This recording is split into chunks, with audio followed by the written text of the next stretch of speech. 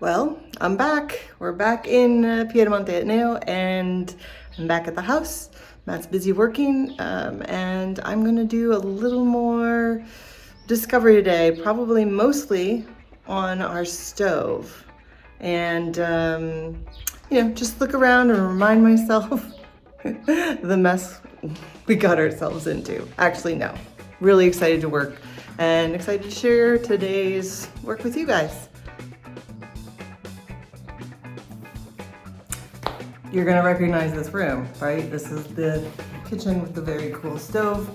And in our last video on the stove, I found out that these little stars here and some of the other details underneath what has just been painted silver are brass.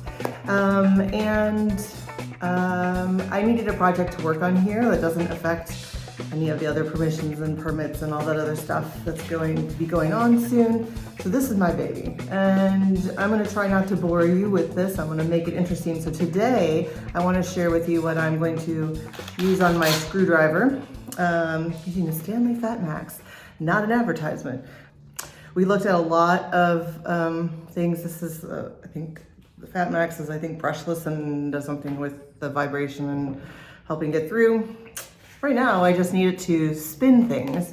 On the last video, we used this, and today's gonna be sort of, just to make it more exciting as I figure out what we're doing on the stove, a comparison. So I also got this tool, which I should have taken out, but I want you to see the packaging.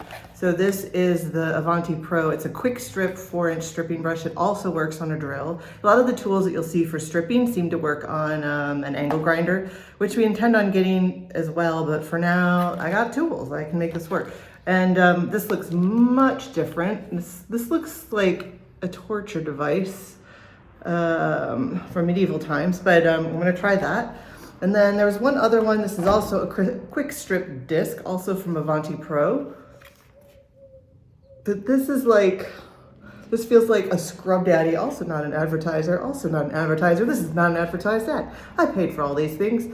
Happy to have a sponsor, but we don't. And this reminds me of like a Scrub Daddy that's gone hardcore heavy metal rock. So it's something maybe metal that has been coated. I'm going to see if I can get that up there so you can see. So we're gonna try these three, and then in the next video, I'm picking up some stripper also for the stove. These things I can all use on the rust on top and supposedly on the paint.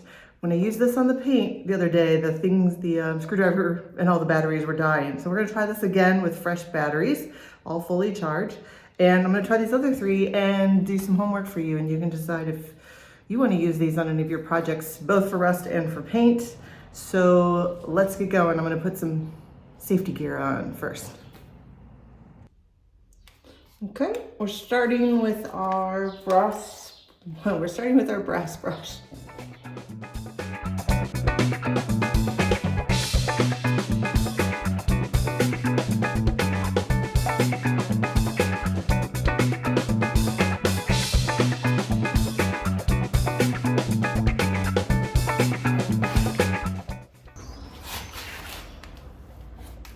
All right, next up is our cool Scrub Daddy-like Avanti disc.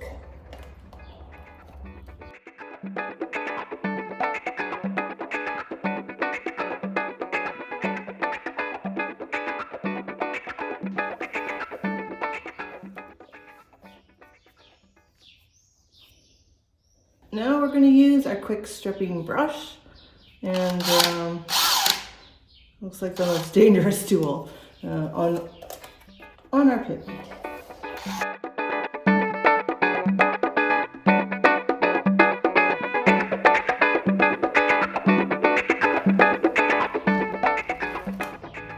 Okay, now let's try these three on rust. All right, so we're gonna try it now on both this ring here, which I've been able to get out, and then sort of a combination of here and the space under between. This is very loose. This is going to be the easy win here, but how well does it clean this all up? So we'll do both of those now. Okay, we're losing light quickly, so I just want to show you, this is where we use the brush, the little brass brush. This is where we used the disc, the stripping disc. Let me show you. Not a lot. We had a little trouble with it over here. Just, I needed to brace it better. It was skipping around. So let's just look at this for our estimate. And then this guy, the torture tool, also known as the brush, it really struggled over here, and I'm not sure if this was harder, so I'm gonna use this a little later and check. And then down here, for removing the paint, this is our brass brush. I had to hold it there the longest and it did the least. This guy just stripped the heck out of that, which is good. This one did it a little slower, so this might be the medieval brush torture device. Might be a good way to start, especially if I need to go carefully. And next we're gonna go look at some of the brass stars and stuff and see how at least these two clean up. I think we might save the brass one for more delicate things. And yeah, we'll come back in a minute. We'll let you watch some of this stuff and we'll give you our full feedback on what we think is the best.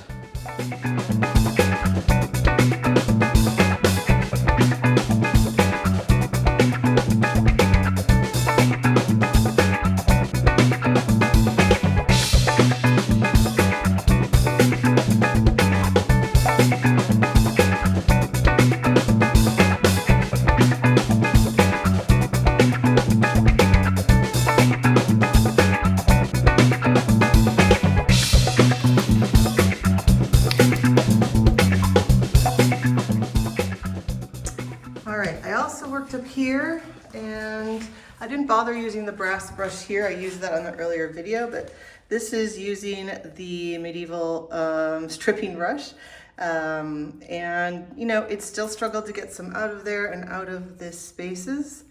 I was able to clean up this edge a lot. I'm going to need to do some more. I'm trying, as you may remember from an earlier video, to get this to move up. And then I used the stripping disc over here. It still struggled down on the sides, but I think we're gonna have that problem as well. I struggled a little bit here just because it was on it's on a drill and it kept hitting this, so more user error. I thought I was filming that, but I had turned the video off and not on. And then I also used, since this was the better one, which is the disc, I used that on here. Let's see if that'll focus. So it's, you know, it's not smooth. It definitely needs some polishing, and we do have a polishing wheel. Reaching for that. So I picked this up too while I was in the States, and this is Ryobi polishing, and it's good for plastic. Who polishes plastic? I don't know. I didn't know you could do that, but also brass. So we'll try that later too. Some more experimentation. And yeah, so let's turn this around and I'll talk more about what we think of these options for stripping. Whew, okay.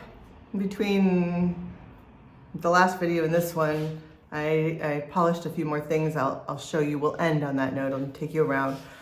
More of this is brass than I thought, and I think that is so exciting. This is dirty work. This is very messy. I stopped because like I had to use just half a bottle of this just to get my hands so that I could turn the camera back on, but it sort of stops.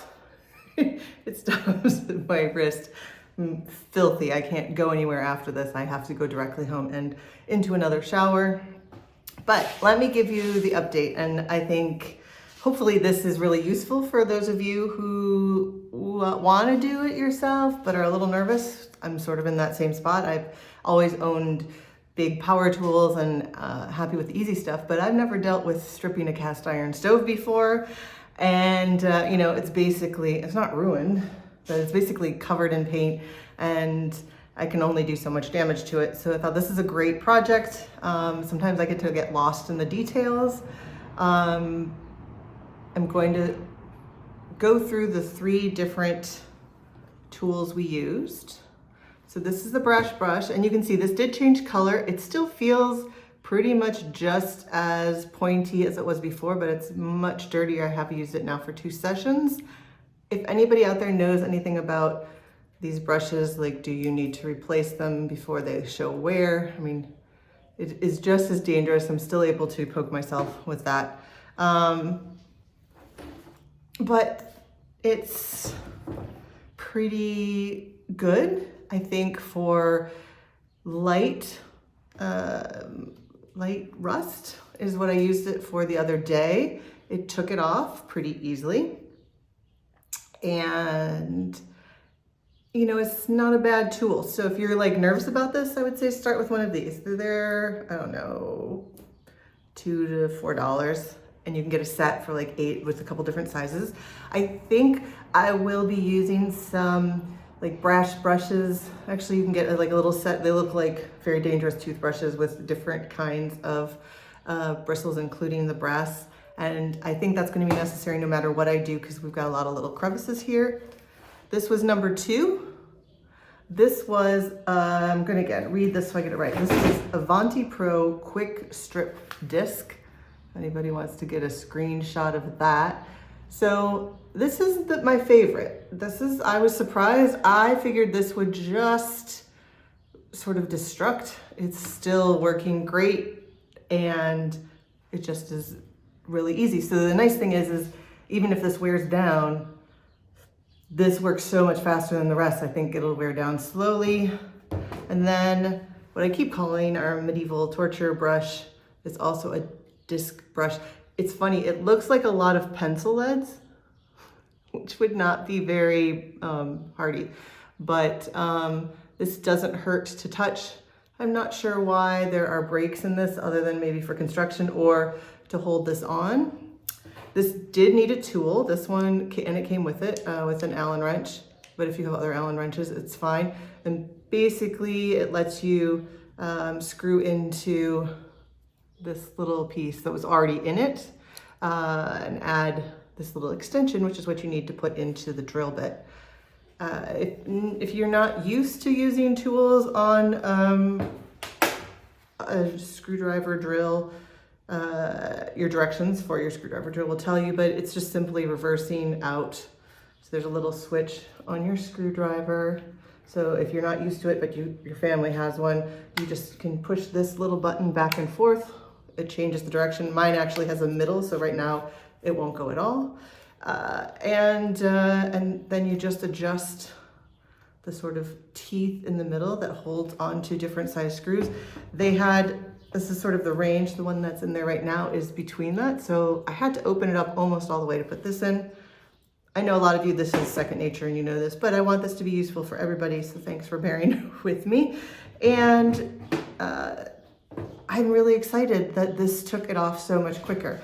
I'm even more excited to try some stripping. I'm not excited about smell, and unfortunately, I didn't want to try to bring a liquid with me from the US. So I'm going to check out what our local hardware store has. They're just down the street. Just like, they're the first business almost from our house. So I'm gonna try them out after they open up for the afternoon, and we'll try that in another video and try stripping. We're gonna try that stripping on also some wood doors. I don't know if there's other things besides the wood doors and this oven that we need it for, but if there's more than one type, I will try that, and we'll kind of do the same thing. I might as well share what I'm learning. These were from the US. I don't know what they have here. I bought this one here in Sicily. So I'm not sure. Now that I've seen this, I will be going back and seeing what they have here. It'll be a bummer if this wears out and this is what we decide to use. But I think the stripper is going to be the easiest thing. This was what made it worth me stripping all the parts, because now I know how much brass is on here. And it's messy. I would say this one flicks up the most amount because it's kind of a setup to flick. The brush didn't really flick anything. It sort of spread it out as I would go through lighter rust, which is the only thing it really went through quickly. It went out. This this is like a monster, so it doesn't flick up as much as this one, but it is powerful, so more stuff is coming off from this one. I think this is really the guilty party for making me dirty, but that's maybe because it took the most stuff off.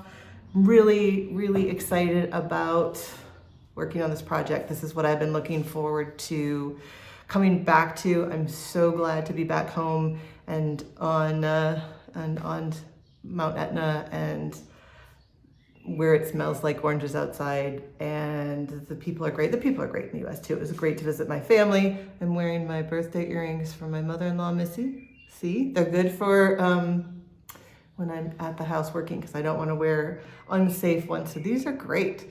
And I still like to look nice on camera because I'm shallow and vain. And this actually isn't nice. I do understand that. You guys are great. I had a great time chatting with a bunch of you on live. If you haven't caught our live, check it out. I'll put a link to it here or here, somewhere on here. And you can still add questions to that and to let us know like what time is good. Is it better on a weekend? I'd like to be doing more. I've even thought about doing a live where I just have a camera up and running while I'm working, and I'll stop and check in every once in a while. Yeah, so let me know. We've got so many of you. We're almost at 1,000, which is our first goal. It seems like a little goal when you see probably other people you follow on YouTube are like, yay, we just made it to 100,000. But I know we've got a great crew of all you guys, and every day I'm getting another message saying, I just discovered you, I just found you. How did I not see you for the last 6 months? So it's working. You guys are sharing it and liking things, and other people who want to know this information are also getting it. And that's it for this. I'm going to close this video out with some of the close-ups, especially this little plate. This says who made it. It's been hiding under like this much paint. I'm very excited to go look that up after on here too. And I hit a couple other spots to see if they were also brass. It's going to change everything we do in this kitchen because of this. I'm so glad we found this out now and not at the end. So thanks for watching. I really appreciate you guys and all your comments and all your great questions. I think I have the smartest group of DIY Sicily loving people on the planet. So thank you for being here for the journey, and we'll talk to you next time. Let's look at some brass shiny spots to end the video.